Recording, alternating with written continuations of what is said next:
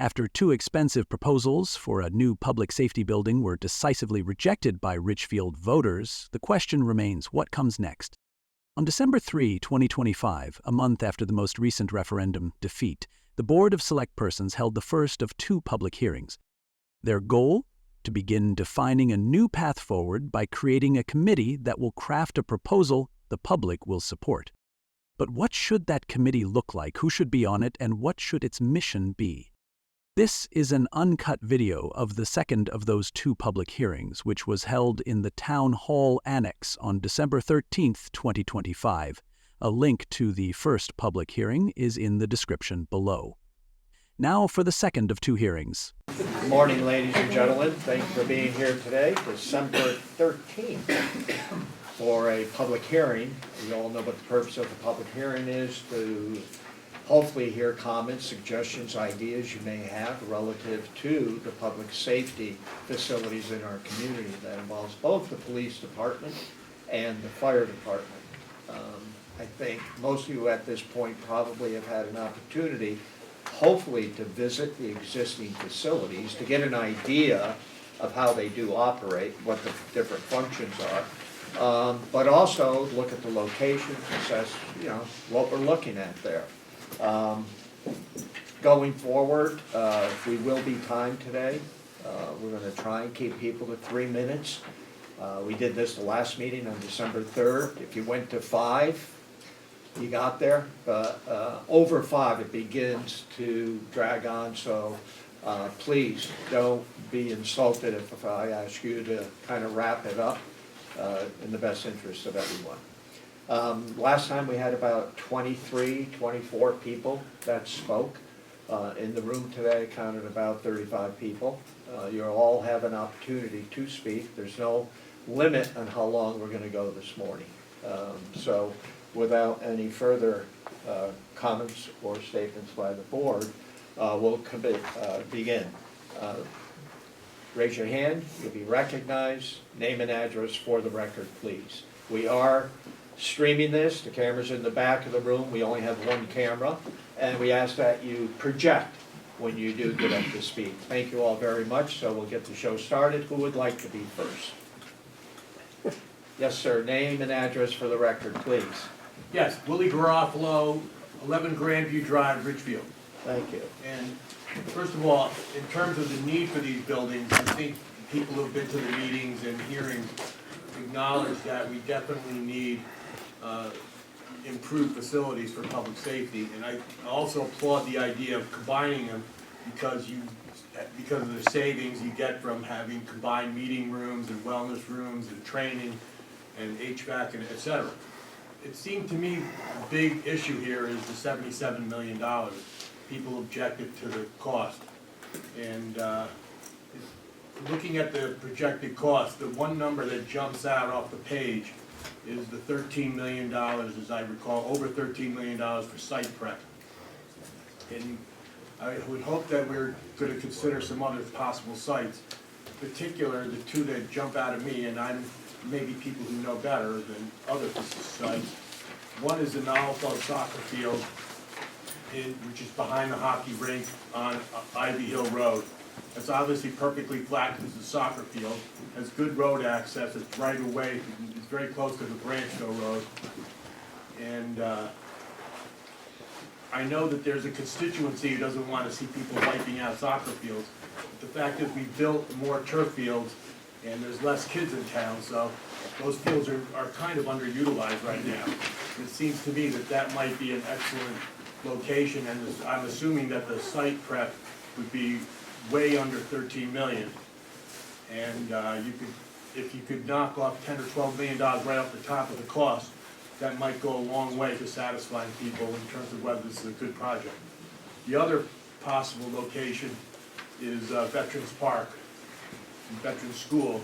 And again, there's a constituency that doesn't want to see their school wiped out, but the fact is the school population has dropped and is not going to go back up. And that's probably the smallest school we have. It's right in the middle of town, so it has good road access.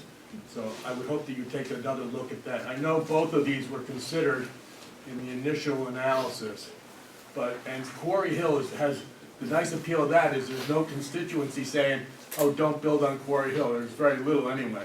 Whereas these have constituencies that you're gonna have to overcome. But the fact is, if you eliminate or greatly reduce that $13 million site prep, you could get a project in for a lot less money. And I think that these actually have better, or at least as good road access as Quarry Hill. Thank you. Couple of points of clarification. You want me to do any clarification? I think No? Yeah, actually, I know you guys considered this already, but if there's some objection to these sites that I'm not aware of, it would be nice to, if you could express them briefly. Thank you. Well, I will say that we want to keep an open mind, and the new committee will be looking at everything. So rather than opine on it now, and you already know that we did look at it, and there are reasons why it's not there, the new committee will have an opportunity to hear all of that. So having said that, we'll keep the public meeting moving. Is that okay? Yeah. Okay. Next, yes, ma'am. I'm Ashley Doherty, for the record, resident 51 Prospect Ridge, Unit 11, Ridgefield, Connecticut, formerly 41B Mopus Bridge Road, Ridgefield, Connecticut. My concerns are location, site location, I agree, and response times for our more remote areas such as Mopus Bridge Road and other areas of the town that when I personally had to access, utilize our excellent police services, I did notice response times in those areas can be an issue. So I want us to be able to focus a little bit of our attention on that. And also, I'm a service provider in town. I deliver food, and traffic is a main concern for me. That was probably my staunchest opposition to our first proposal was the use of Leegee's Way for a response of our emergency services. So that's what I'm here to bring to the table today for my suggestions. Thank you. Thank you. Next. In the back? Morning, I'm William Bonzelli, 108 Soundview Road. I'm a retired firefighter and fire chief. Been on a volunteer EMT and firefighter with Ridgefield since 2003. I just want to say, as a taxpayer, first of all, 77 million is like, whoa. But the old quarry location was just downright dangerous. And, those of you who've seen it, it's got limited sight lines, 12% grade up and down. It takes like 2 minutes just for us to get to a main road to actually begin our response. So I'm saying find any place but there. Majority, this is an informal thing, but we talk among the firefighters. Majority of the firefighters, we know we need a station, we voted against it, because it's a horrible location. And I would ask the selectmen if they really want to, get input from the firefighters. I'm sure that the chiefs can give you a list of the people and just call them and ask them, because it's a bad location. I also have 30 years in the Army Reserve as an MP, so I know a little bit about that part. From a police perspective, it really doesn't matter as much where the location is because the patrol cars are on the road responding. Firefighters are responding vast majority of the time from a fixed location. It's critical for that to be a good location. Old Quarry is a horrible location. That's all I have to say on that. Anyone else? Yes, sir. Jonathan Burbank, 98 Rising Ridge Road in town. I definitely support and see the need for new facilities for both. I'm not necessarily against a joint facility. It makes some sense in a lot of ways. I agree. I too I was a career fire captain for quite a while, and I think the response out of the other side was a big question of mine. But kind of on a sidebar, and maybe it's already been discussed, but he mentioned the 77 million. Yes, that would raise taxes anywhere, could be $1,000 more, less, thereabouts. But an area kind of yet to be, all of the reasons they gave for getting out of the police facility, I agree with. I mean, it makes sense, but it also made me a little nervous that if there's a possibility that they're still keeping it, which means all of those very reasons we wanted to get the police out of there would be a similar cost to get anything else in there. And so, and at the same time, if we were to sell it, I think, well, the tower there is a separate entity, which brings into problems. But if there was some magic or tenant or something, there's a potential for bringing down the cost of these facilities by millions by offsetting with that. And the scarier side is, once we get all this done for however much it costs, now we're gonna be meeting in another year for a proposal for that building, and then what will that do with the tax dollars? That's my big concern there. Thank you. Thank you. Cheryl Kroll, 77 Sunset Lane. I thought that the old quarry's location was ridiculous. In order to just turn the fire truck out of the driveway would be almost impossible. There's a lot of traffic there. But I think we need new facilities. So the thing, I don't really care if they're together. I don't think that's that important. But the thing that I was thinking about was the police station as it is now. Who's gonna want a tower? Who would wanna use that facility with a tower? So actually, it's a great place for the police to stay there. What we need to do is have them temporarily move out of that building and renovate the building. You could even add on to the building. I don't know how many square feet are in that building now. Do you have any idea? About 17. 17, well, I know. 17,000 square feet. Yeah. That includes the basement. Okay, I know that there's a facility in town that's 11,000 square feet that I thought might be a possibility for them, but there must be some place that we could temporarily put them and renovate that building and bring it up to standards and correct all the leaking and whatever else is going on. Plus, there's room to add on in the back if you'd like it to be a larger facility. That too was looked at, by the way, in the original, but go ahead. Oh, I hadn't heard that before. Yes. Okay, but I still think it's a good idea. I appreciate your ideas. Another one? And Thank you. I think the Veterans Park location is also a perfect one. And I know that you have concerns about the parents complaining, but you know, it's happened before. People are able to adjust, and if you have to move, you have to move for the greater good. So that's my suggestion, is to renovate the police station as it is, where it is now. Anyone else? Scott DeYoung, Cartatoa Drive. I too recognize the need for the facility. A couple of things that relate to the cost. They've got an elaborate heating system, and that effectively is all electric. Yeah, it may be using heat pumps and so forth. We've got this, I believe it's the second highest power costs in the country in Connecticut, and going electric with the second highest cost doesn't make a lot of sense. I think the heating should be natural gas, and if they have to run a pipeline, a bit of a, I don't know if there's capacity in the existing pipeline, but I do know that gas runs at least down, I believe, to Town Hall and maybe beyond a bit. That has nothing, that addresses just the quarry road location. I spoke previously about the cost of curtain walls, and we've got nice brick.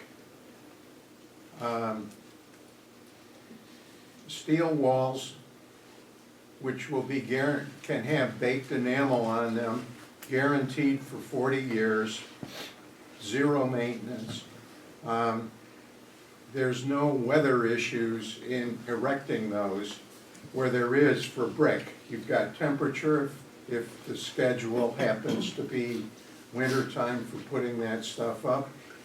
It's very simple. The stuff gets fabricated in a factory, brought in, and experienced crews erect it. The previous time I asked about that, that was going to cost about $5 a square foot. Now, we're talking over $1,000 right now in the estimate. Somebody felt entitled to spend an extra $5 a square foot.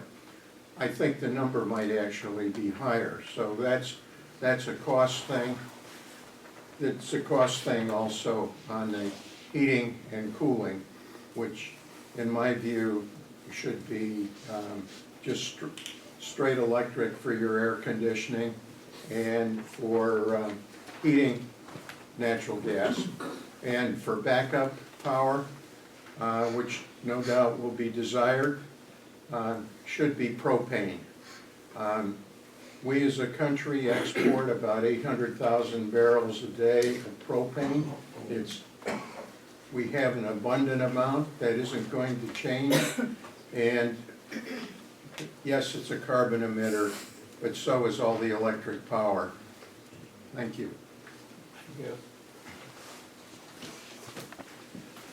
Chris Santini, 5 Castle Torch Lane in Richfield.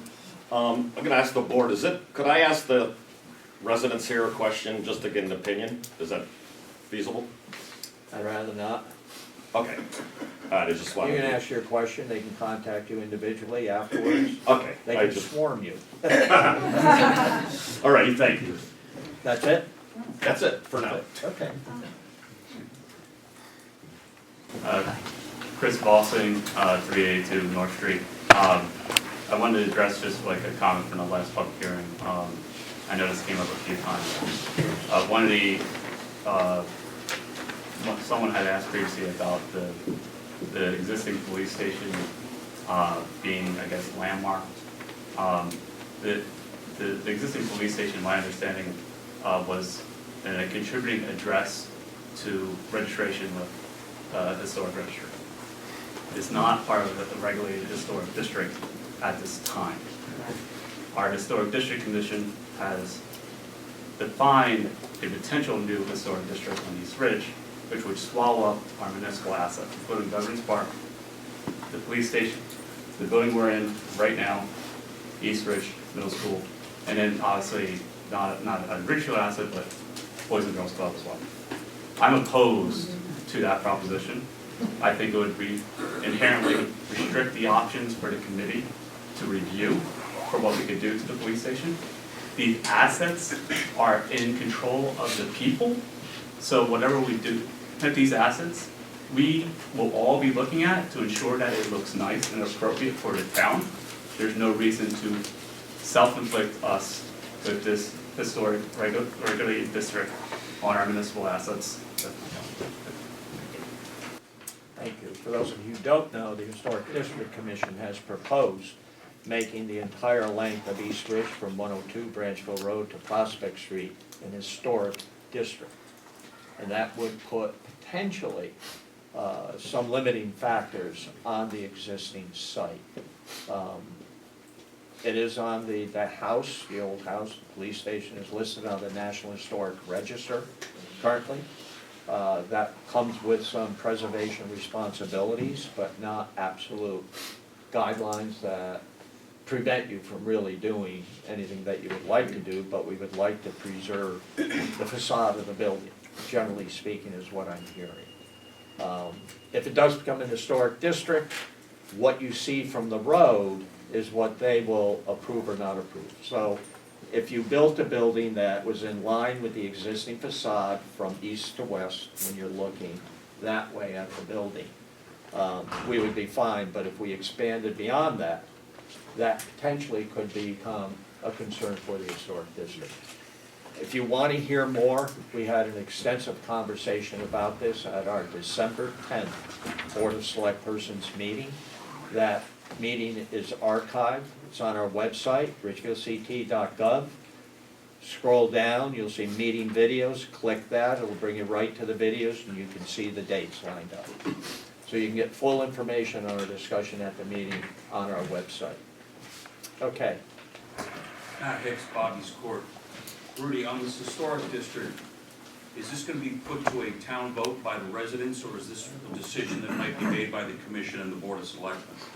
We will be going to a public hearing and a town meeting.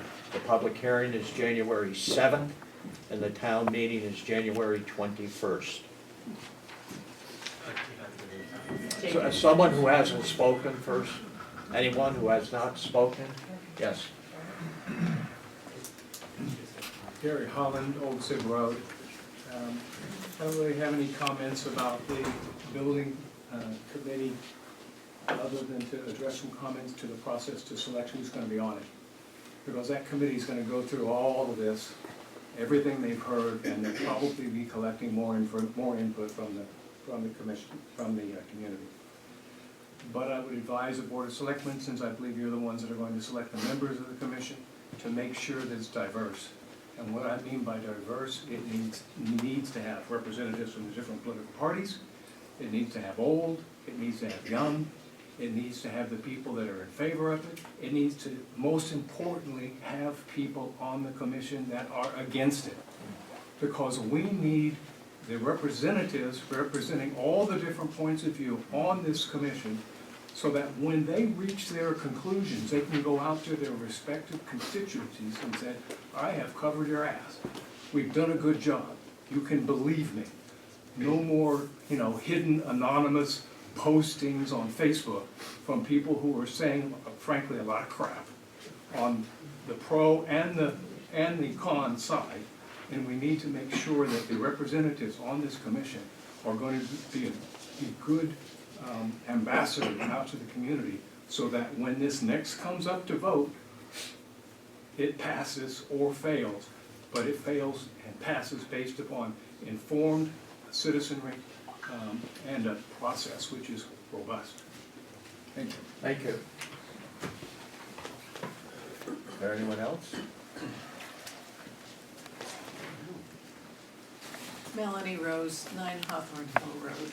I attended the first meeting and I was so impressed with the comments that were made by residents who have so much experience in their fields that are appropriate for bringing knowledge and experience to. I recall you made a comment, architect, am I correct?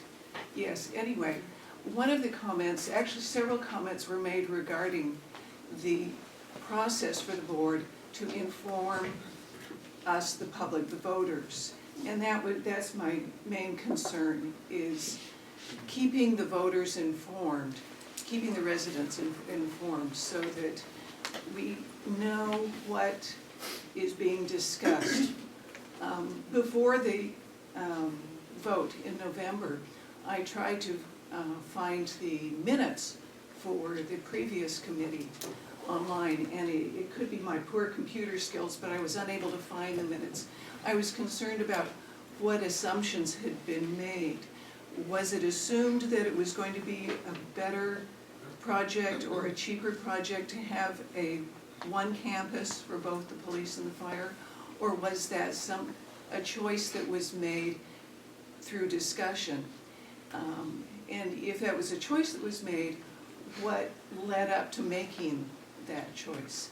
These are the kinds of things that I think we all would like to have, this information, so that we aren't just given the end result, but we're brought along each step of the way.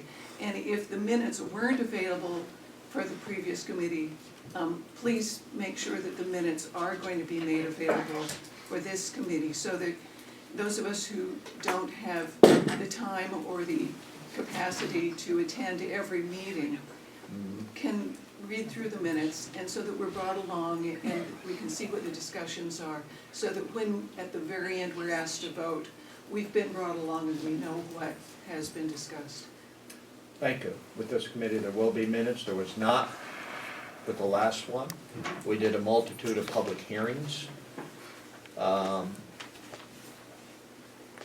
Hopefully, those of you who are here today will take advantage of that opportunity. I'm assuming that the new committee will be doing multiple public hearings and information sessions. When we did them, the turnout was poor at best, maybe 10 to 12 people.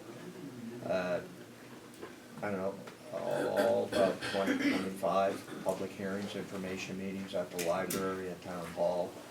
But people didn't come out, and that's a problem we have in our community today, is communication. The paper we used to have isn't what it used to be. Very low circulation, under 2,000 now. So if anyone out there has ideas, the minutes will be extremely important going forward. I agree with you. Any other ideas you may have relative to how this new committee may communicate, with weekly updates, or sign up for CT alerts, or the newsletter for the town. We have something in there every week, but I think we're going to be asking the residents to play an equal role in working to get that information too, because it's not easy today, so thank you for your comments. It's an important topic. Yes, sir. Michael Smith, 44 Crush Road. I'd like to echo that and say, there's been a lot of discussion about educating the public and how, this was a failure of education to the public.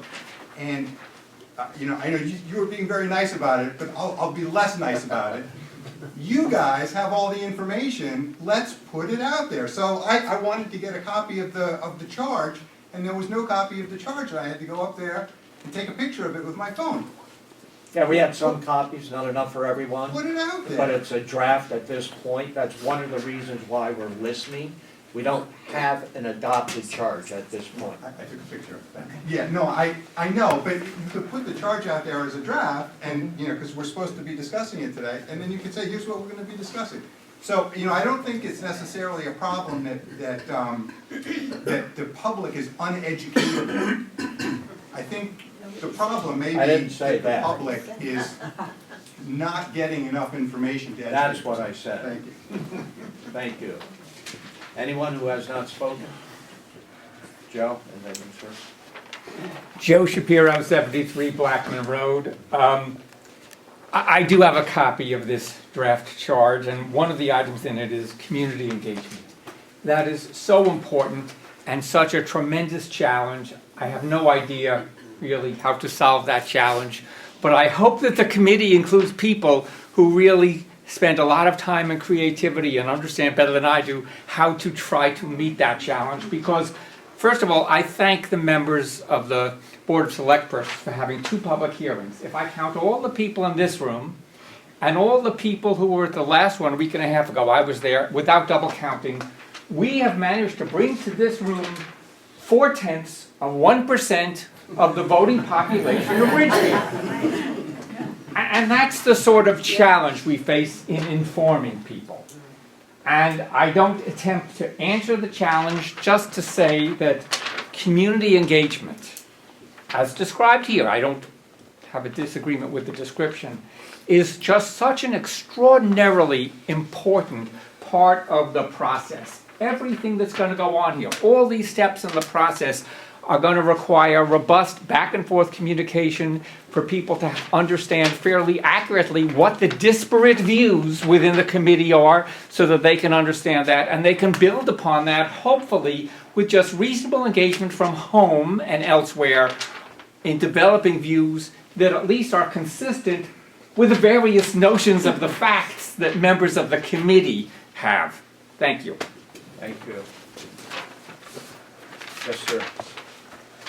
Yeah, I'm Flavio Paparella from 69 South Salem Road. A question, we've been focusing on cost and location, but my question to the board is, have you explored new funding sources beyond taxpayer contributions? In example, consider leasing town-owned lands, potential new businesses coming to town, probably utilization of wetlands, any different new source of funding other than relying always on taxpayers? Yes, there will be that. Normally on all of our capital projects, we'll do the engineering and then bring the plans after approved by the residents of Ridgefield for the grants, and we've been successful in doing that.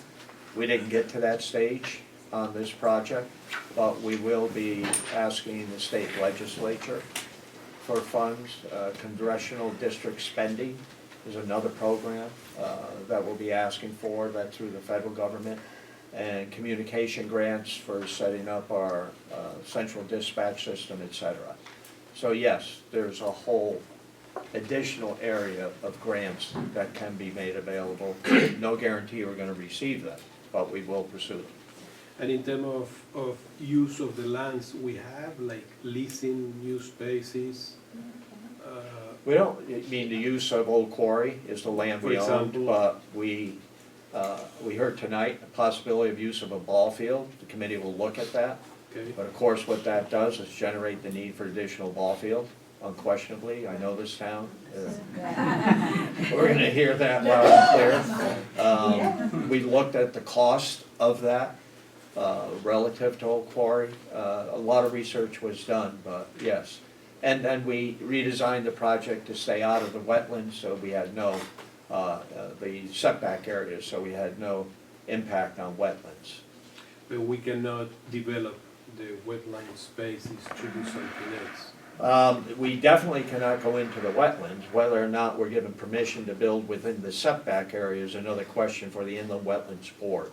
And once the plans are submitted for permits, that's when we will find out. So eventually we can ask the wetland board to use that space. They're not gonna, we can go to planning and zoning on a pre-application and maybe get some input there. And we may be able to do that within the wetlands as well. Thank you. Yes. Andy? Andy Sternleaf, 62 Ridgecrest. I do support the Quarry Ridge location. I'm always open to somebody telling me there's something better and proving it. But I think the issues of cost, it's going to cost a lot of money. Even two separate locations will cost money. You know, yes, the site work is a lot, but you also got the land for free. So if you're gonna go someplace else, the town really doesn't have that many other sites that they own. Well, we did buy that land, so it wasn't free. No, but I know what you're saying. I'm talking about, at this point, we bought it a long time Yes, ago. yes. It was town-owned land. Every town-owned land, at some point you bought it or got it. So, for the sake of the argument, it was free land. And there was site work, and they sort of canceled one another out. So I'm not sure if you went to another site and you had to buy the land and do site work, you're already behind in terms of cost. So, but I think it's important to remember that we all have this quaint view of Richfield. It's 26,000. I've lived here for 2.5 years, 33 years in North Salem. I think when I moved in back then, Rudy, 16,000 people. What year? Yeah, 30. What year were you talking about? I moved in 1990 90? in North Salem. I'm Oh. saying back then, Richfield was maybe 16,000. 19, 18. 18, 19, it's changed. I mean, it's a very different town. But one thing to remember is, we have to build the police and fire department and emergency services unit. We're actually not a town of 26,000. We're a metropolitan area of 45,000. North Salem, South Salem, North Wilton, Reading. I just know, I go to yoga 5 days a week, 20 people, only half of them are from Ridgefield. Okay, and that's just yoga.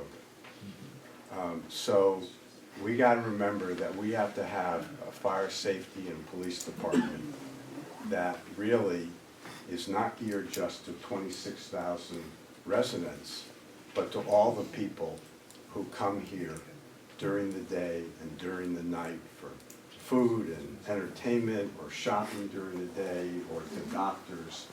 That Richfield, you know, it was a quaint, much more quaint town when I moved to North Salem, but I will tell you, when I was in North Salem, I was in Richfield at least 6 days a week. You gotta go to the cleaners, you gotta go to the hardware store, you gotta eat, and you could go to the Prospector or to, you know, the Richfield Playhouse or something like that. So we gotta keep that in mind when what we build and where we build, but for how many people we're building. Matt, you asked? Real quick question, Rudy. Gentleman was speaking about sources of funding, state, federal, things like that. Wilton just recently completed an expansion of their police and fire headquarters. Do you happen to know what kind of federal and state support they got for that project? I do know they got a grant, received a grant for about $1 million for their dispatch center. It's not police and fire, it's just police. Okay. Any idea if they got any kind of grant money for that? No. Okay, thank you. I could check, I I'm just just don't have curious. the answer right now. Hi, good morning. Christine Moore, 63 Scott Ridge Road. And just in the interest of full disclosure, I'm on the Ridgefield Board of Education, but I'm just speaking right now as a resident in my personal capacity. I've lived here for 20 years. I love Ridgefield very much. I'm very invested in the town. My son just graduated from the Ridgefield Public Schools. It's a beautiful place. I want to thank the Board of Selectmen for holding these hearings. I think they've been very helpful. I was at the last one as well, and you got some great input. And I myself got a lot of input from points that were made that I hadn't thought of, so I appreciate it very much. I was disappointed that this referendum did go down twice, but I do understand the many concerns that have been shared by the residents. I am concerned about the morale of our firefighters and police officers and hope that they do know that this referendum failing is not a reflection of our commitment to our first responders. And I really do appreciate that many residents have made that point, and I hope they hear it loud and clear. And this may have been mentioned already, but I do hope that the fire chief and the chief of police will be on any committee that's formed. Advisory. Okay, advisory. I personally think their voice and perspective is paramount here. And community engagement is very important, but the perspectives of our first responders who do this job every day is essential in order to drive this process. Only they know what they need. We can give, we can give our input about cost, absolutely, we're taxpayers, I feel very strongly about that as well. But they do the job day to day, they're in the trenches, and there are things that they may know, that they do know that we do not know. And maybe we necessarily shouldn't know. There are things confidential that may also play into this. So I just wanted to stress that I think that they need to be on the committee, they need to be attending every meeting, they need to listen to all the input, and I think anyone on the committee needs to listen to their input. Ridgefield is the safest town in Connecticut only because we are committed to our first responders and they are committed to us. So I'm hopeful we can collaborate to provide them with the dignified, appropriate space that we all know they deserve. Thank you, Christine. Again, a clarification, both the chief, the fire chief, the assistant, the majors, all of them were very involved in every single meeting, and their input was taken and really guided the direction we took. So they were a vital part, and will be too. Thank you. Just a quick clarification.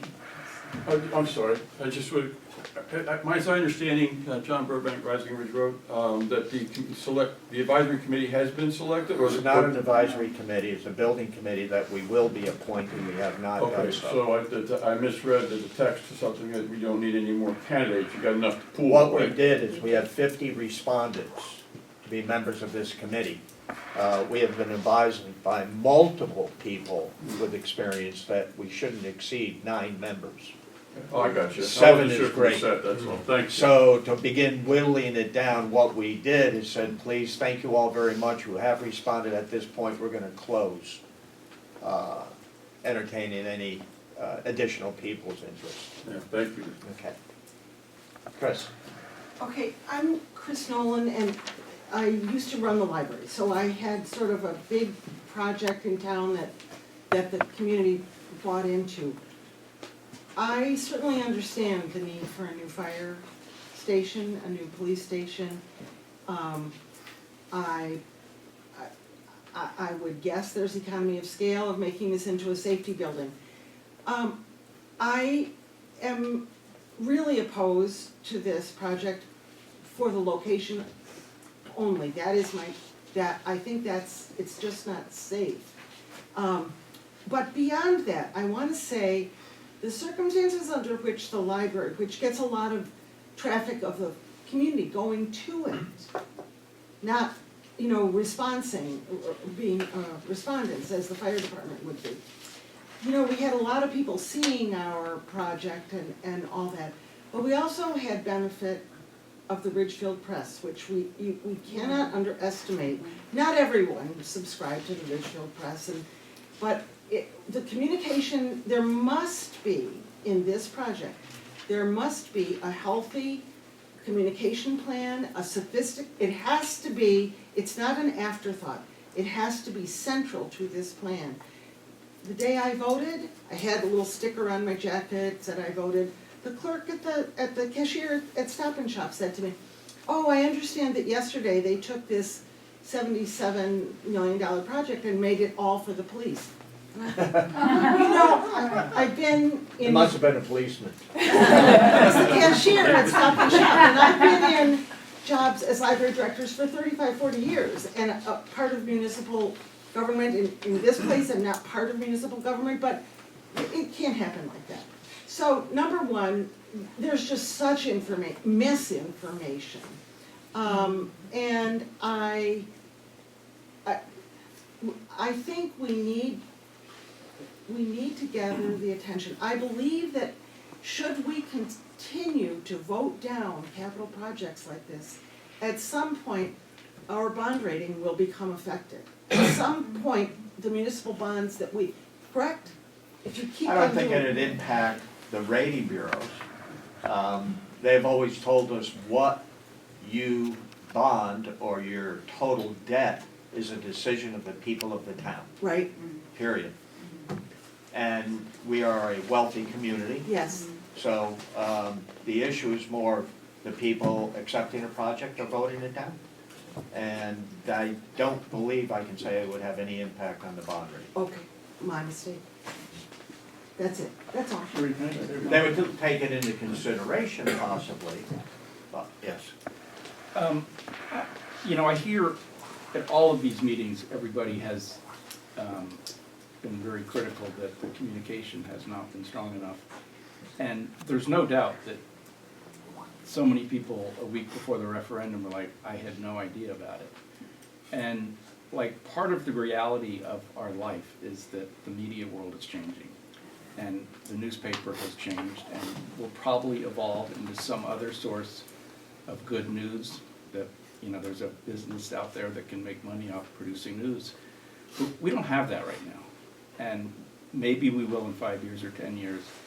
But part of the responsibility, I mean, of this committee will be to do a good job of getting the word out there. The town does put out a weekly newsletter that comes out on Fridays that has, you know, straightforward news that this committee's happening, the referendum was happening, and all that sort of thing. So, you know, things have changed, and it's a little bit incumbent on all of us as residents to make an effort to find out what's going on in the world. Like, nobody's gonna knock at your door and say, hey, this is what's going on. Everybody really needs to pay more attention. And the committee also needs to do a better job at getting the word out there. There's social media, there's posters, you could walk up and down Main Street with a tuba and blast it out there. That might be one way. So everything's changing, and, you know, I think we hear that, and, you know, it's an important topic, but things are changing, and we all just need to know that we all just need to pay more attention to get our information out there. Thank you, Jeffrey. Jennifer? Yes, sir. Jennifer Brackenwagon, 96 Pinpack Road. Good morning. I just wanted to talk to you about when you're choosing the committee, and what we're talking about as far as communication with the community about what's going to happen on this committee is very important. And so what I'd like to know is how you're going to choose as far as we're moving forward. It is going to be incumbent on this committee to kind of set the scale for how we're going to move forward, especially when we think about some school bonding projects that might be coming in the future exactly. So we need to know that this group is going to start moving the goalpost forward on communicating with the community. And so I'd like to ask that when you're questioning and doing the interviews with people in this committee, you're not only talking about their building experience, their development experience, what their ideas are for the building, you're also talking to them about what their ideas are to communicate what the committee is going to be doing to the community. I fully appreciate that we get a newsletter every Friday. I don't think the newsletter has enough information in it. I'd like that to be more robust. I think it would be great if the committee, I think you said earlier, maybe they're releasing something once a week to keep people informed about what's going on. But when we're talking about diversity of the committee, when we're talking about diversity of the community, we need to think about how we're getting the messages to the diverse people in our community. And the committee is going to need to really raise the stakes on that and really start the ball rolling for how we move forward without a Ridgefield press to depend upon. Thank you. Thank you. You know, it's interesting, we've heard a lot of the word communication. Quite a bit, right? And does it make sense for us to look at a subcommittee made up of experts in the field of communication?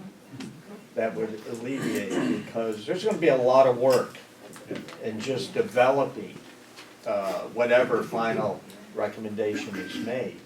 But to be saddled with the responsibility of trying to equally get the word out and make sure it's being communicated properly is gonna take one or two people out of the committee. And they won't be focused there, so something for us to take into consideration. So thank you, Jennifer. Appreciate that. Just Name and address for the record. Kenneth Needleman, 372 Bennett's Farm Road. Just a quick comment with respect to whose responsibility it would be to improve communications. In my view, this should not be a responsibility of the committee. It should be a requirement of the committee. So whatever means could be employed to require that communications be done in a way that will make the community feel confident that maximum transparency is being employed in the formation of the committee and in the charge of the committee and of course in the work of the committee. That's the way to go about it. Rudy? Yeah. Maybe we should consider that the minutes of the meetings be posted online. Well, they will be. That's part of doing the minutes. Right, so, As a but, committee of the Board of Selectmen, they'll be required to do minutes. right, and post, Part of that have to be posted. right, but people should know, we should get the message out that the minutes are there for people to read, and that they don't have to go searching Right. or digging for them, that they, we post them front and center. Sometimes with minutes though, they're not verbatim, so you don't get the full flavor of the discussion. So I know that with the town government committee, which, they were streamed, so that the videos were available, so you could go online and go back and watch the whole meeting if you wanted to. And then I think you get a better flavor of the dialogue, what was discussed, the inflections of people's voices, that type of thing. So in that regard, and it costs money to have a videographer there to tape all the meetings and stream them, but that's an important piece too. And then they're archived and people can, stay at home and just sit and watch the meetings, So Exciting. It's very exciting. And you can do that with our meetings too. I think that might be the way to go too. Yeah, no, I think that's Yeah, absolutely we right, I talked just about don't know that that earlier. how many people will spend all the time to view all these meetings, but that the summary, Yes, exactly. Yeah, both. but you're Belts and absolutely right. suspenders. Yes, sir. Roger Padmore, 120 Prospect. In other communities, I was part of teams that were working on big municipal projects, and somehow I always drew the short straw, and I was the one keeping notes and publishing them. It's a huge responsibility, and if you have 9 people or 7 people on this committee, you're going to lose one of them completely, Right. Because that person can't participate in the conversations because they're busy taking notes, and then they have to go home and spend, like I used to do, half a day putting together the minutes of the meeting. That was an 8-town meeting where I used to live in Massachusetts. So, as you're considering the committee, I think your point about a subcommittee, I think you might actually have to, step up to paying somebody to record the minutes and publish them, because everybody's saying communication wasn't very effective in the past efforts. If you're going to do it now, I think you need to formalize it and possibly put up some money to pay somebody to do it. Thank you. Anyone who has not spoken? Yes, sir. Peter Bachman, Kings Hill Road, number 88. There's a lot to say, but from everybody and you all, it sounds like it is incumbent upon the public to go and find the information about the process, about the minutes, about the videos. But my experience is that the best kind of communications plan gives information to those who aren't looking for it. And there are a lot, and Rudy, I appreciate that you said there's a possibility of a committee specific about communications, but there are people who make a business of this, and many of the clients that I've worked with have hired folks like that who say, you know, these leaflets on Saturday morning at Stop and Shop. I'm making this up, but we all know what the ideas are. And it also, the charge, I'm just gonna try to find where it says, the charge, very simply at the beginning, which is the best part of it, says this needs to be a community-supported path forward. And I would ask, what is the litmus test for that? It's another question. Is it the next referendum? Or is it a feel that it's gonna get through? Or how does that happen? And then the very last thing is we have a $77 million project that failed. I actually voted for it. And the reason I voted for it was I hate the site, but I do believe the building probably is right-sized from the prior. But every minute that we spend deliberating about the next building is costing us money. And that's the concern that I have. So if the charge of this committee is to operate within a 6 or 8 month or 10-month window, time is certainly of the essence, but the economics of the situation says to me that the building will get smaller as the dollars need to get smaller. Thanks. Thank you. Mr. Hancock? I apologize, I can't, Chuck Hancock, 40 North Street. I can't hear all the comments that were made, but it seems apparent that one of the things that you ought to consider as you interview for members of the committee would be somebody with specific marketing skills. So I know you're going to look for people that have architectural skills and engineering skills and maybe legal skills, but I think you would want to have somebody on the committee that really is conversant in marketing skills, how to use social media, that can be responsible for getting the message out to the community. I think Joe summed the problem up in these two meetings. It's less than what, less than 0.5% of the population. So if you rely on the population to look for what's going on, we're going to miss them. And so it's just a suggestion. One of the people on the committee, I think, they ought to have responsibility for whatever the committee is doing, but they ought to also have a strength in marketing skills. Thank you. So we should probably decide, I like your idea of a subcommittee. Yes. And if we're doing that, then we don't need to do what Mr. Hancock says. Right. Have a point of, make sure a committee member has communication. I think you're And right, so Joe. it's really important to decide before we start interviewing. The question would be, do we appoint, or does the committee, the building committee, appoint their own subcommittee? Do we hire a company? That's what we need to. But in other words, if we're only hiring people on the committee to focus on the building and all that and not communication. Right, I think that's exactly, I would not like to take one of the members of the committee. I think we're all in agreement on that. Okay, so that, I think that what we should have is, one, a secretary of the meeting. And you'll have a recording as well of the meeting. But I like your idea of the subcommittee made up of people who are into communications, one of whom attends every meeting of the building committee, so that they can bring it back to the subcommittee, and together they can consider how best to promote this facet.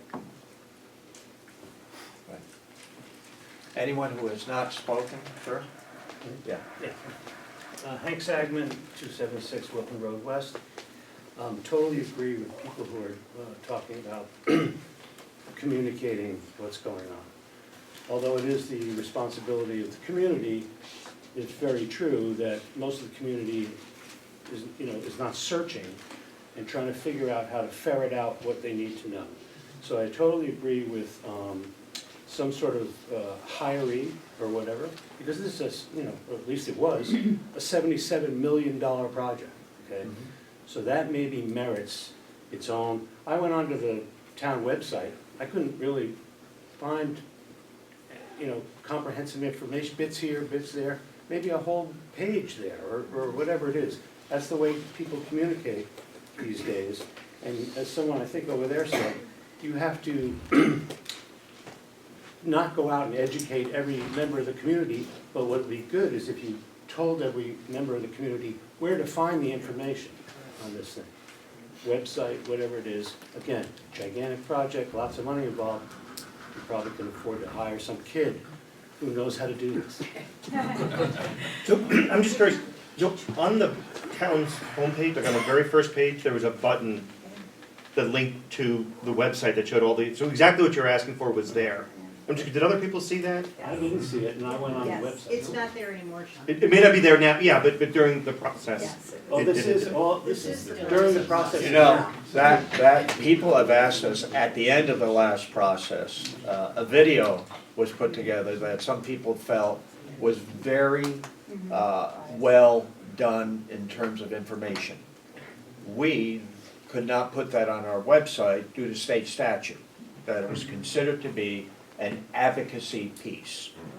I didn't think that, the board didn't, but our attorney who lives in Southbury said when he reviewed it objectively, it was an advocacy piece and there would be objections to it. So that didn't get out there. Would that be something we should be putting up now? The problem with doing that is that people are gonna say, oh, they're still pushing that old idea.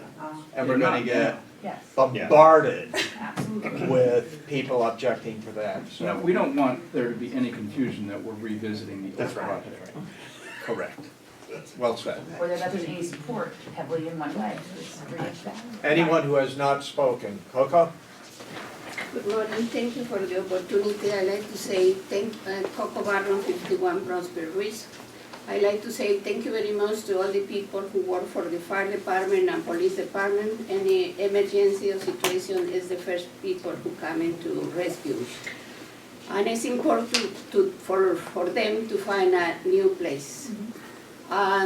Years ago, we had the channel 24 in the TV, and many people, we can see the meetings of what is going on in town. And they remove, I don't know if it's possible, come back with the channel 24, because many seniors, we don't have the internet, or we don't have the computer, we don't know how to go to see all the information. And also, maybe to say this, maybe I can find different enemies, I can say. But my opinion is the car dealer is in the Route 7 has 3 or 4 different businesses there. Maybe the corner case in the, what is the Tambourine Road across of the Fairfield Bank is a nice corner there. Maybe he can sell the property or then donate to the town to make the fire department and police. It's a big loan and will be in the center of town to move whatever is necessary. And thank you very much. Thank you. The committee will be looking at everything. Okay, thank you. Just hold on, if anyone else who has not spoken, sir in the back. Yeah, Peter Torzilli, 355 Old Sim. So I'm always interested in numbers. So actually the numbers of voters who voted was 8,115 out of 8,374 total votes. So a lot of people voted. That's probably half the voters. So. Well, we have about 17,500 registered voters. Okay, so that's about half. It was almost. So, yep. But I don't think you got the message out. The two major things that I heard when I came to all those meetings. What is the cost going to be? You say 77.4 million, but the bond is going to be 3 million plus in interest. And you don't discuss that. But you say you put it in the figures that you told people what their increases were going to be. Maybe, maybe not. Correct. People wanted to know what the operating cost was going to be. And no one gave an answer. We don't know. Well, that's not You an don't answer. know until you actually, and an You architect could is here, several, predict it. until you could give can an figure estimate. out what the load on the building It's is a going to be. 30-year mortgage. People are gonna pay for 30 years. Give them an estimate. We You can- did in that people- one chart. There are people who do that. Now, I just want to be also- sure that people know, there was a chart in the presentation that had the impact on your property taxes. That Yeah, included, $15,000 you pay, you get excuse 500. me, sir, But that included everything. you need to give them the, the numbers. There's no numbers. Also, and I'm all for this, but you're not gonna sell it this way. Also, I've asked on several times, what you're asking for is new facilities because this is what we want, the people who use it. We want training rooms, we want this, we want that, we want to get the fire engines out faster. I've asked questions that I didn't get answers. For instance, the police say the jail is not good. Okay? How many people are arrested a day who need to go to jail?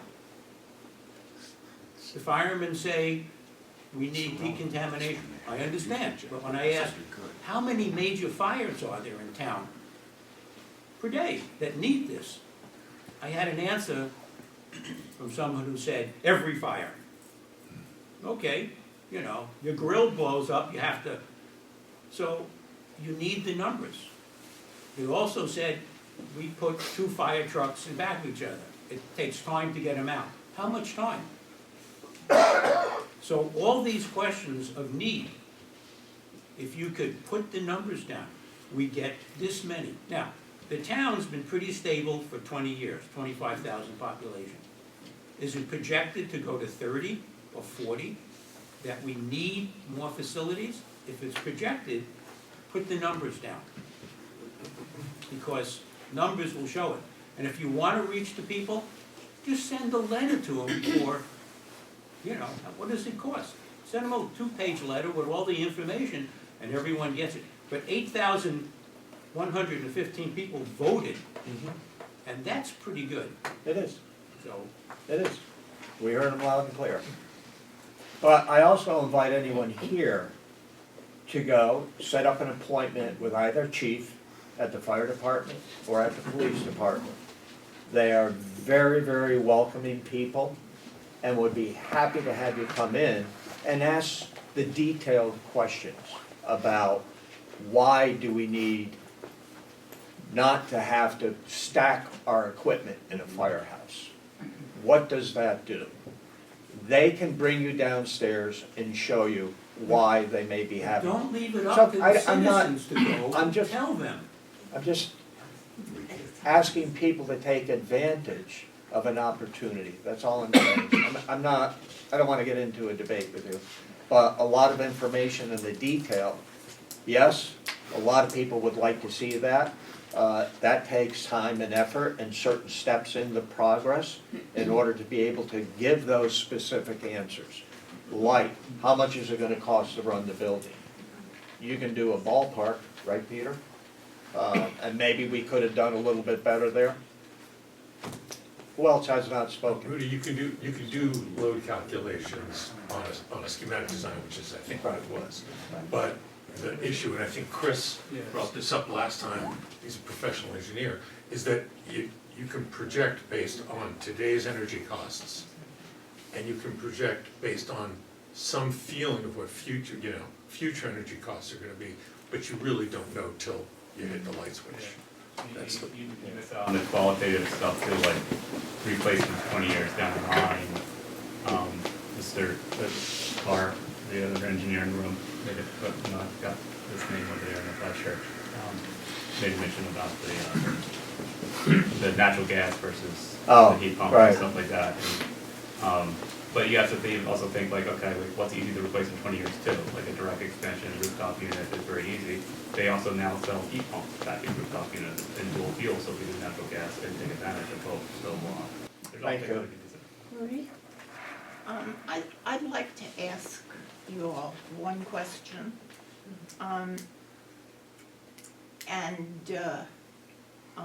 I'd actually like an answer today.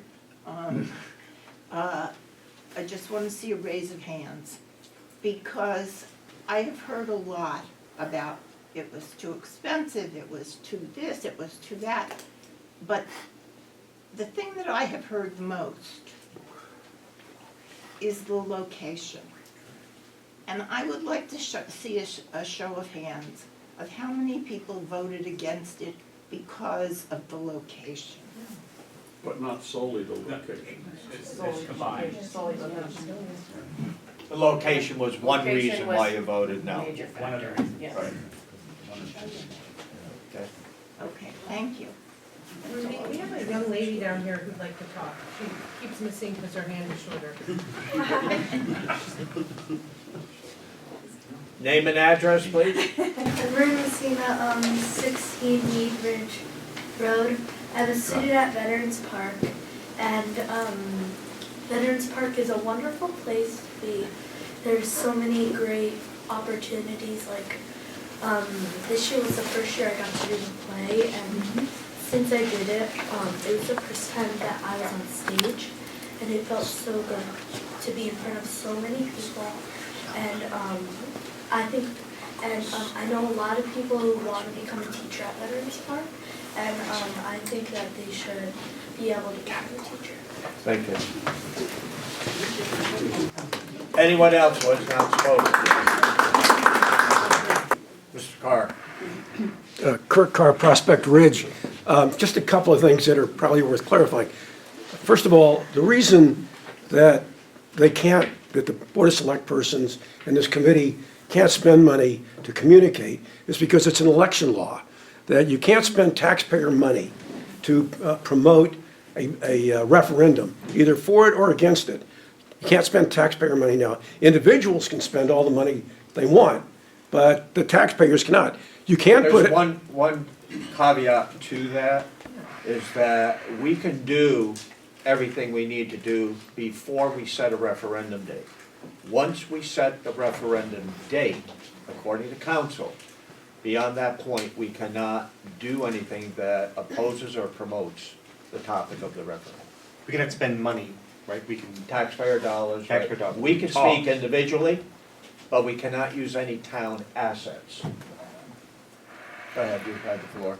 Right, so anyway, that's why they can't put out, brochures or what have you, or spend money on print. They can put out all the information as long as it's not advocacy. They can give you all the numbers, and they can send that. They can spend money to inform the public, but the minute they say vote yes or vote no, it becomes an election violation, election law violation. I don't see Mr. Holland here, but I think his points were really important. Is he still, yes, he's back, he's hiding over there. But you have 50 people who have applied, and you can't interview 50 people, I understand that.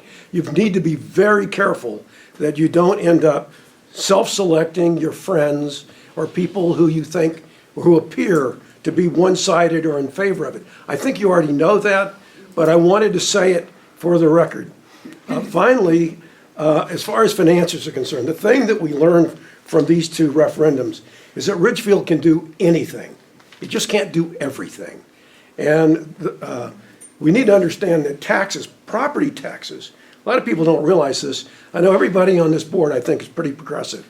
But property taxes are the most regressive taxes paid by Connecticut taxpayers. That means they correlate negatively to the ability of people to pay property taxes. So property taxes are evil because they're regressive. But sometimes they're necessary. Sometimes they're a necessary evil, okay? And as long as they're a necessary evil, then that's fine. But whenever you're doing something that spends a nickel or a dime that you don't need to spend, it's an unnecessary evil. And that's what I think happened here. 77 million just went way over what people thought was a reasonable number. And I think the other thing you need to realize, I see the Board of Education is here. Sean McAvoy pointed out, we've got 1 million square feet of space in our schools that are on average about this is the weighted average, 28 years since they were last refurbished. They are in not need of refurbishment. So if you spend $100 or $150 for 1 million square feet of space, that's $100 or $150 million. This committee needs to look at everything, not just the cost of the schools, not just the cost of the police and the fire, but also what all of this is going to cost, because as I said in the beginning, Ridgefield can do anything. It can't do everything. And it needs to set some priorities. Sometimes it has to do some triage, and it has to decide, well, this is a bridge too far. And I see a Board of Finance here. He knows what I'm talking about. And they have a model that they can put all this into and pretty much tell you how that comes out at the end. And I encourage you to do that. So thank you very much. Thank you. In the back of the room, Mr. Collins. Good morning, Thomas Collin, South Ridge Court. I want to echo some of the comments of my former colleague on the Board of Education, Christine Moore, about the importance of the police and fire. I've seen them firsthand in my house in the middle of the night looking for search warrants and various things at times, and they're a very dedicated group. That being said, and I want to thank the Board of Select Persons for putting this meeting together, and all the people who were here contributing. But I think it's worth considering maybe trying to change the atmosphere a little bit about these discussions. Because it sometimes seems like this is being thought of as a battle to be fought between competing groups, when it's really a problem to be solved.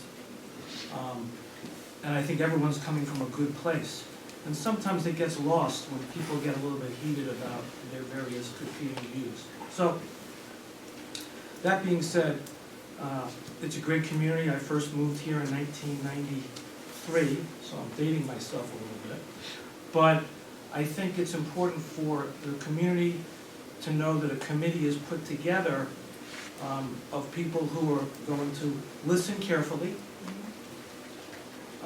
deliberate thoughtfully, and communicate effectively. And I think if that group does those three things, and the community gives their input, we're going to get to the right result in a fairly quick period of time. But I think it requires a lot of cooperation from the community, from police, from fire, from all constituencies, so that you listen, deliberate, and communicate, and then everybody in the town will be better for it. Thank you. Thank you. Anyone else who has not spoken? Yes, sir. Hi, Tom McManus, West Lane. I'd like to bring everybody's attention back to the comments that were made by Chris Nolan about the difference between this project and the project of the library, or maybe there are some other examples that we can use. We did have the benefit of the Ridgefield Press, and I think that circulation of that newspaper and the ability of anyone to write a letter, 300 words, it was edited down to 300 words, it was made to be available within a week, or maybe you got pushed off one week or something like that. Nowadays we communicate via social media. I don't know how many people are on Facebook or Instagram or some of the other things, but I think it's important that somebody on the committee be responsible for communication in the way that we as a community communicate. And so it's really important, I think, that everybody be heard, but you know, Facebook can be a mess. You know, John Fry has a group that's got 25,000 people. There could be a really interesting thread about what people are talking about when it comes to this thing, but it gets it gets immediately pushed back by somebody who's looking for a chiropractor or something like that, right? So, right, what you understand is that somebody needs to be able to grab these threads and put them into a central place so that we can have a discussion that is somewhat focused on this particular project and people can keep up with it using the means of communication that they already use or are willing to adapt to. I think that we'll have minutes of the meeting. I'm on a committee where I tape the meeting and I get a transcript within an hour, a transcript, and that's the beginning of my putting together of the minutes, right? I just have to make sure that people identify themselves when they start to talk, because otherwise I'm trying to remember exactly who it was who said that. And so you can get, using AI, you can get a transcript very quickly, but you can also get proposed minutes from AI, and that's another thing that one can use. Yep. Thank you. So I think the communication, so that we can all really know, like, what really are the issues? Is it the location? Is it the need for both of these agencies really to be in the same building, or should we actually consider, a separate building for fire and a separate building for police? Can we move the police elsewhere for a while so that we can rebuild right there where they are, which I think is probably a perfect location for police? Does fire need to be there where it is? Well, apparently there's not space. So we could get down to those particular issues and we could figure out whether or not, and at least we're knowledgeable enough to make a final decision on the vote. Thank you. Thank you. Okay, last call, first time. Anyone? We'll go back to Mr. Yeah, Sternley. Andy Sternleaf, 62 Ridgecrest. In terms of communication, there's only one method of communication that the town can guarantee that everybody receives, and that's mail. You have the mailing address of every single household in town.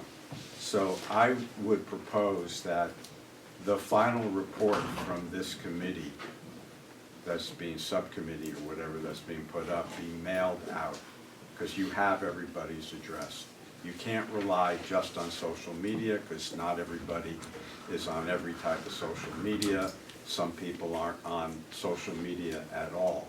So you send our taxes out in the mail, and I think this report from this committee, just the final report, should be mailed to every citizen. Good idea, thank you. Okay. Kenneth Needleman, 372 Bennett Storm Road. I think my next comments relate to many things that have been said. Virtually everyone agrees that communication is a problem. That's clear. Virtually everyone agrees that there should be an objective body, subcommittee, as the first selectman proposed, to strategize how that communication will be done. The specific contents of the communications, the specific means of the communications, all of those things would be things that that subcommittee would advise on.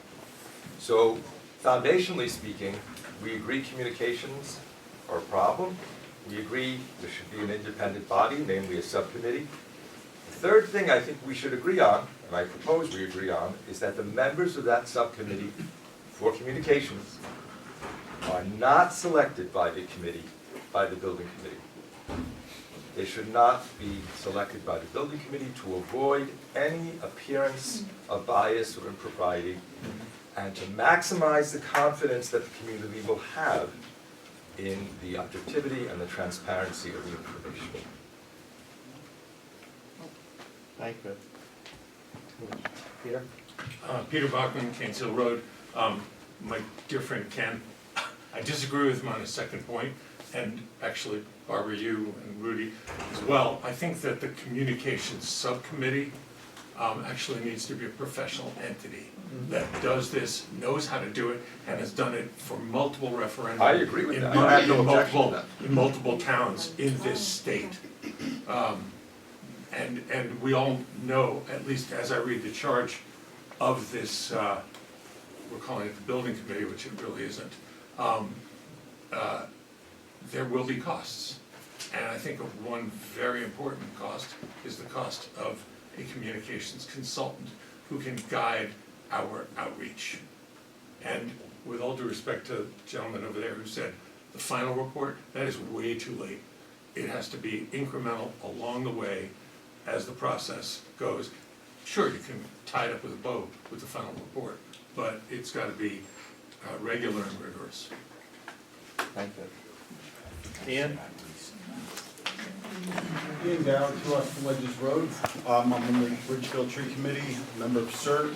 I'm also on the Ridgefield Conservation Commission as part of the ranger program at the Ledges.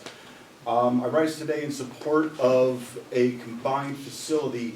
I'm still kind of nebulous on the exact location.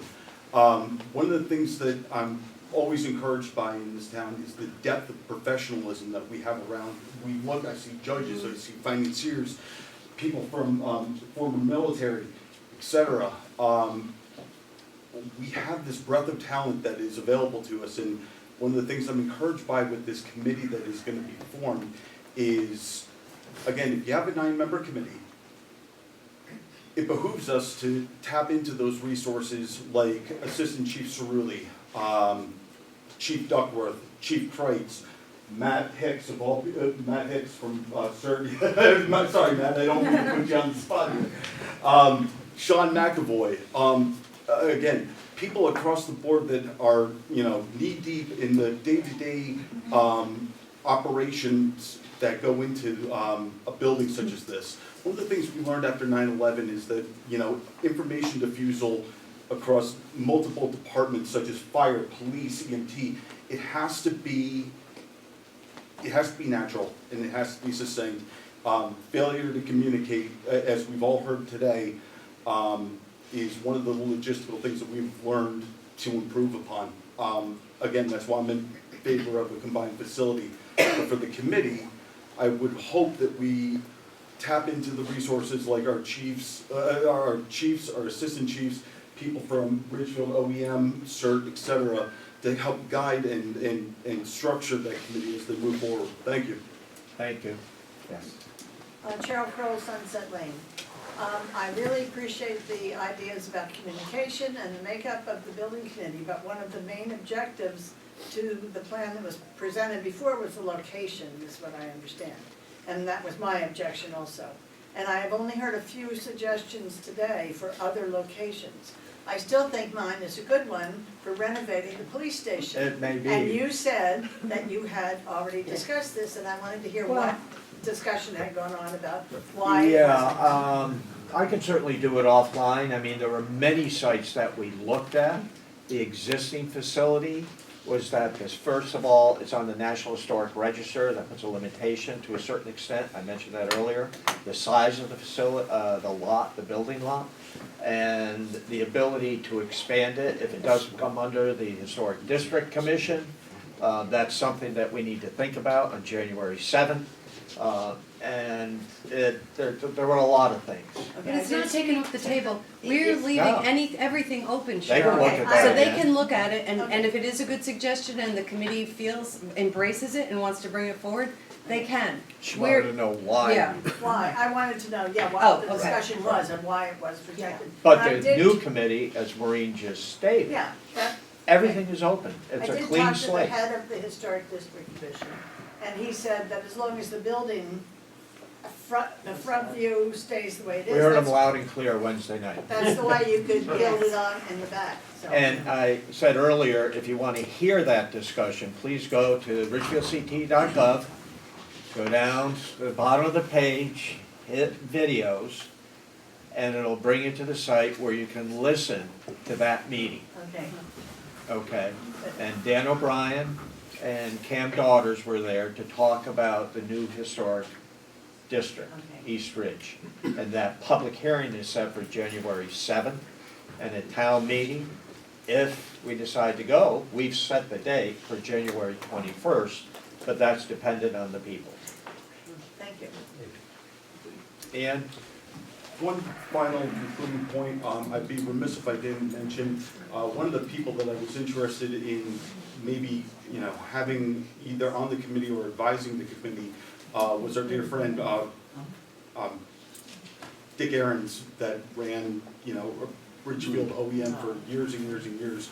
To lose him recently is not just a tragedy for the town, but for his friends, his family. And I just want to recognize that by losing him, we have lost a wealth of information, of insight and knowledge that just can't be duplicated. So thank you to Mr. Aarons. You're right, thank you for mentioning Dick. He will be missed, Ian, you're right. Yes, sir. Yeah, Mr. this Burbank. is probably a non-starter again, but in the social media post, for those that have it, is one aspect, the pro and con balance, not to be objective. Unfortunately, in our current world, negativity attracts and more than the positive news for whatever reason, clickbait or whatever. But going back in the years when and again, this may help address the problem with your attorneys, as well as the lack of our circulation of the newspaper. But back in the day, when you had the League of Women Voters, could put, all the reasons for and all the reasons against. Now, I think you're opening up a huge can of worms of complainers, but if there's some way that could get filtered down somehow, some way, that also may, when the negatives come up, it may draw people there, but some way to get that balance so people feel that their voice is getting out, because very few people get the local paper to read the other opinion.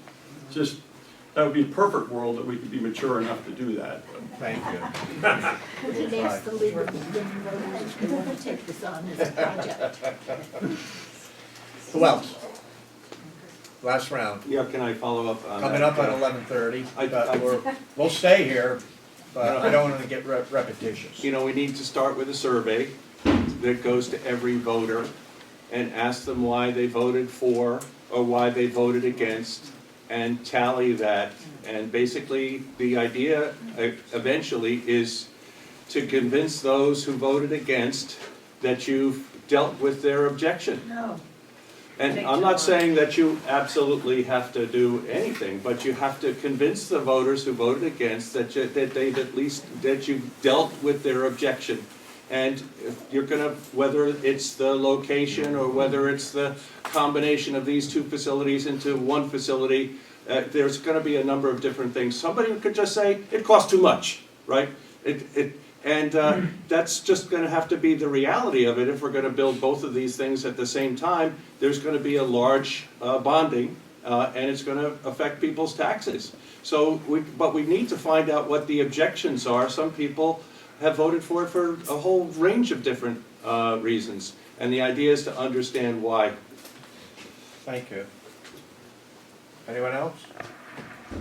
I just want to add, someone in the back of the room, I don't think he's here now, but mentioned earlier about, 150 million with the schools, 77 million with this, but it's not the schools versus the PDFD.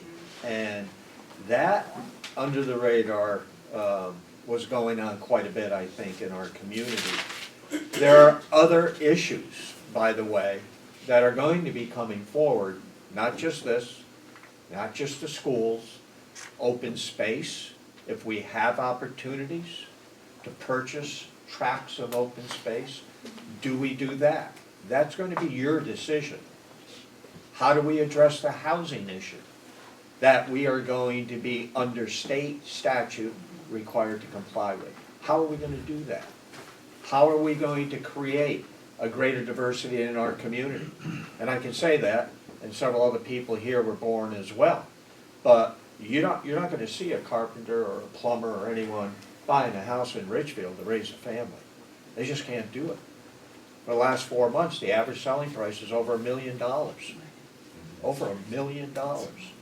So we need to look at that too. We have a lot of issues that are gonna be coming down the street that we're gonna have to meet as a community. And how are we going to do that? What is the best way? And I think there are tremendous lessons to be learned here relative to communication. What kind of a program, a format, architecture of a communication system that we can develop, not just for this, but for everything, that all of you need to be aware about. And again, it's not just this project, it's not just the schools, it's not just open space, and everyone has their area of interest. Could be recreation. Do we need more fields? Do we need to convert some to synthetic? It's all millions of dollars. All of that is being talked about now by various groups. And I'm privy to that information, so I'm glad you're here. I think we should do these on a regular basis, not just for a special project, but a community update like this on a Saturday morning. Maybe it's something we should put into our regular planning. I don't know. We don't get anyone at our board of selectmen meetings. No. And they are exciting. Why are they laughing? I don't know why they're Wait for the next one. I'll be there. I'd like to just pick up on a comment. You know, everyone's kind of made it, but something Jeffrey had said before, so to reinforce and to expand on it, you know, any good communication is going to have a push and a pull. And so you put great information out there. Actually, I don't believe, you know, sending a letter to every single house, people are going to look, I get the mail, I go through, and I throw a lot away. So you can put stuff out there, but there's got to be a push and a pull. But what I would say is that we've got a great group of people here who've come out, some have come out multiple times. So obviously you're looking for that information, that's fantastic. Maybe I could ask, talk to your friends, right? Reinforce them, hey, here's where you can find things. Go to this meeting, go to that, because I think people need to, I was shocked, someone was making this comment before, with the first election when we went through this, I had a I voted sticker on, and someone at my work who, you know, lives in town said, oh, what are you voting on? I had no idea. A realtor in town I talked to had no idea, like the week before, that it was going through. And it was so shocking to me. And again, we know there's a lot that goes on. And there are some people who are going to seek that out. I think it's all of you here. I'm not pointing the finger at you. But to the extent that you can talk to your friends and say, hey, like, get involved. Because I think there's a decent amount of information that's out there. It's just tough because we're all so overwhelmed with so much information. Anyone else? No. Thank you. Thank you all very much. Thank you.